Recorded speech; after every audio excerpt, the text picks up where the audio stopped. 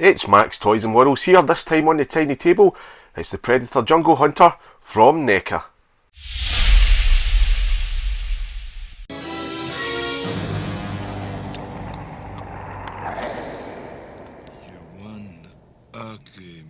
So this time on the tiny table, it's Predator Jungle Hunter by NECA. This figure stands at 7 inches tall and was released in 2017. The latest Predator film is streaming just now and it's called Prey. And I thought I'd pick this Predator figure up just because the latest film's out and about just now, just to see what it was like compared to my original McFarlane one. And I've just opened the box up here and I must admit I am not disappointed. It looks pretty amazing. Just turn the box round to the side and it says obviously Jungle Hunter Predator on the side of the box. So at the back of the box it says Predator. Deep in the Central American jungle, the Predator is hunting humans for sport. Armed with his plasma caster, wrist blades and cloaking technology, the Predator methodically stalks and kills his opponents he deems worthy. The Jungle Hunter Predator collects the skulls and spines of his victims as trophies and skins his prey, leaving the bodies hang from the trees.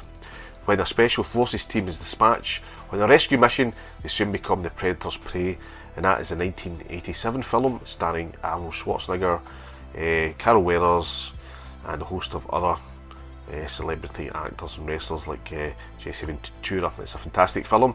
So this figure is based on the original 1987 Predator film.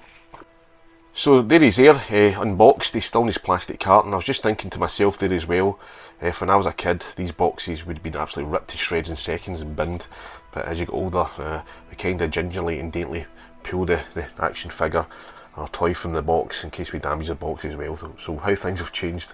So enough from me there rambling on a bit. So Predator here is in his plastic container or carton, so I'm just going to snip the bands and get him out. Right, that's Predator unboxed. So I'm just looking at the figure just now. You can see his gold coloured helmet there, slightly battle damaged. He's kind of web clothing on his torso. He has on the side of his hands there, he has the blades. Back of the head, there's this kind of dreadlock hair feature. Nice colouring on him, and the hand obviously where he can detonate his bomb would be there. Oops. And again, first impressions is he does stand his own weight.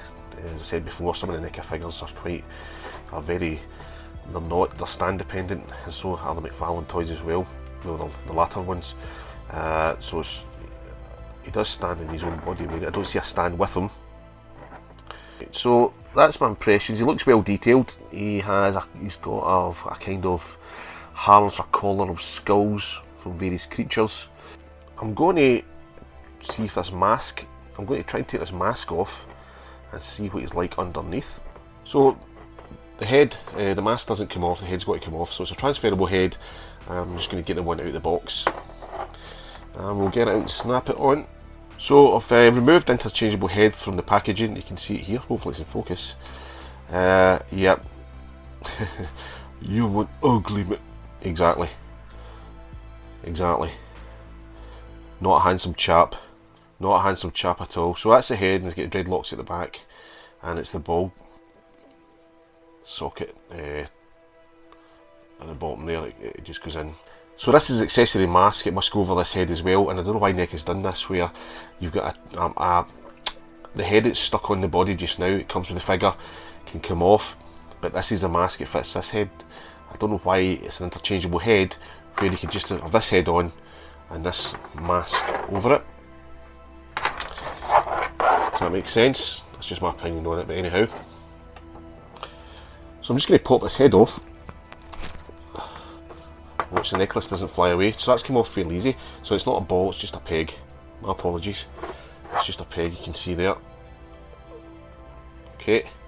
And this is the peg hole for the other head. So that's on. Hopefully you can see that there. So I've got the head on. I'm just going to put the mask on as well to see if it fits okay. So the helmets came with the figure as well. It doesn't actually fit the head. Alright, it doesn't actually fit the head at all. It's just a prop, so to speak. It comes with an accessory. I did think at the start Why do you have two heads, one with helmet, one without, and why is your helmet there that doesn't actually cover the head, but it's just a prop? So basically you could just have the head itself, and this helmet or head would be sufficient. So I believe there was an ultimate version of this figure as well. It came out later on. It had a slightly better paint job, but there was more detail in its eyes. The colours were kind of blended down to a more silvery colour. So this is the standard one, not the ultimate version. So the figure itself, you can actually extend the blades from his wrist, if you can see that there. The blades can pop in and out. So I'm just going to really look at his articulation. So the head obviously does remove. The head does move 360 degrees right round, obviously. The arms at the shoulders do move up and down, but they are restricted due to his kind of shoulder guards at the top there. There is at the top of the bicep a 360 degree movement. His actual gauntlet with the blade does spin 360. The elbow has an elbow joint bend, and the hand can rotate 360 as well. So his left arm's exactly the same. You have a swivel at the top there, and I have just broken something. His pipe, is that broken or is it like that? I'm not actually sure.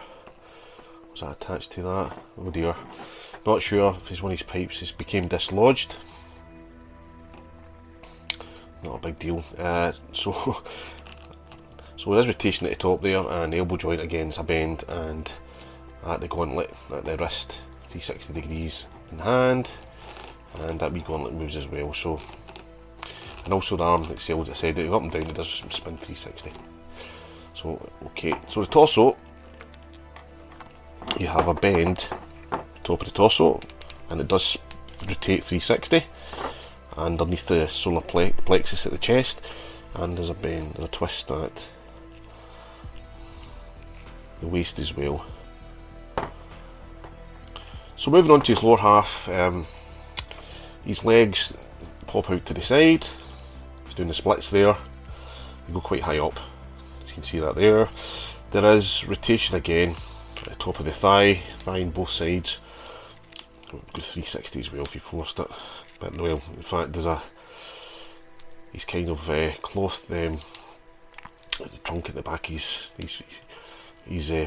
pants, so to speak, is kind of blocking it. So it does twist.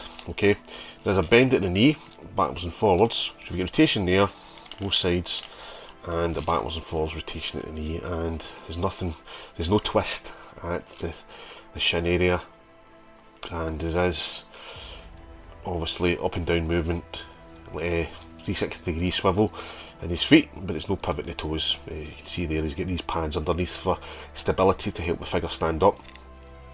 The rear of the figure, you can see there, I'm just going to get some accessories out. You can see there's a peg hole there for something to go in. Could be his his weapon, and yeah, very detailed at the back. Nice colouring on his dreads. I did find with putting the head on, they were kind of sticking at his neck, getting caught. So it's something to watch out for when you're putting this on. I'm going to be brutally honest here. It does look terrifying and amazing looking in that pose. So it's a cracking looking figure. I need to reiterate that. I can't really fault it too much. Yeah, just the paint job around about his eyes and his kind of mouth can do with a bit more kind of detail, but again in the ultimate version you get that as well. So I'm nitpicking slightly just now, so I'm just going to have a look at these accessories and see what we have. So we have the usual interchangeable hands to hold weapons. You've got the closed hand, you've got a fist there, you can see fantastic. You see again in his fingernails, black nails, again and his hands up there. Really great detail in his fingers, the back of the hand. You've got the digits, these symbols. You've got a nice looking skull that could go easily with Michael Myers for Halloween. Michael Myers Halloween skull, but that's a Predator skull. You have again a fantastic looking spine and skull attached. That's amazing. That, look at that, the detail. When you zoom in on that one, you check that out there, the detail, and you've got the neck vertebrae running down. So the vertebra in the neck, right down to the where it joins the back of the pelvis. Yep, all the discs. Looks amazing, that. Well done NECA for creating that in so much detail. Fantastic. So you have, I believe this is a laser plasma bolt that comes out of his weapon. And this is his weapon here. It does sit in his shoulder. You can see that okay. This one sits in his shoulder, okay. I'm going to mention again the helmet that doesn't connect, doesn't actually attach to anything. There is his 3 dotted laser sight on the helmet as well. If you can see that there. Okay, right. So I'm going to attach a shoulder cannon here.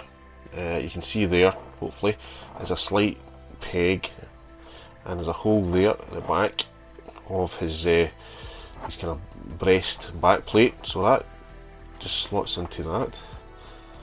So, and basically it holds it into place. That's now his shoulder cannon in place there. You can see that. So we've got that on, and also this is fantastic wee bit here. You can actually open up his wrist, and you have the countdown procedure where he presses the symbols in his wrist, and it's the countdown for him to turn himself into an explosive and detonate. So that's his device in his wrist there. So that's a cool wee gimmick. Part of his gauntlet you can open up. So that's that. Yeah, and I'm going to mention the detail in his necklace as well. You can see the skulls. It's highly detailed by NECA, and I believe this sticks in here. Like it's shooting a laser. I can see that. It kind of looks like something else. I'll not mention, it's a bit kind of odd looking. Yeah, I'm not too keen on that. You're doing a good job, NECA, but sometimes you maybe just take it too far. Take that off. Okay, so that's a figure there. So there we have it, Predator Jungle Hunter from NECA from 2017. I do like this figure, but there's a couple of minor annoyances. It gets to me. The sculpt in the head and the paintwork on the bit eyes is not quite detailed enough. But again, that was addressed in the later figure, the ultimate version. Also, the helmet doesn't cover the interchangeable head. It's basically just an accessory. That was a surprise. I thought it would have covered it, and it doesn't. But again, you have 2 heads there. You have the head that came with it, which has a helmet on, and also this one here. Anyway, thanks for watching this episode of Max Toys and Models. Really appreciate it. If you like what you've seen, the content, smash that like button. It really helps the channel. And I'll see you again in the next episode. Thanks for watching.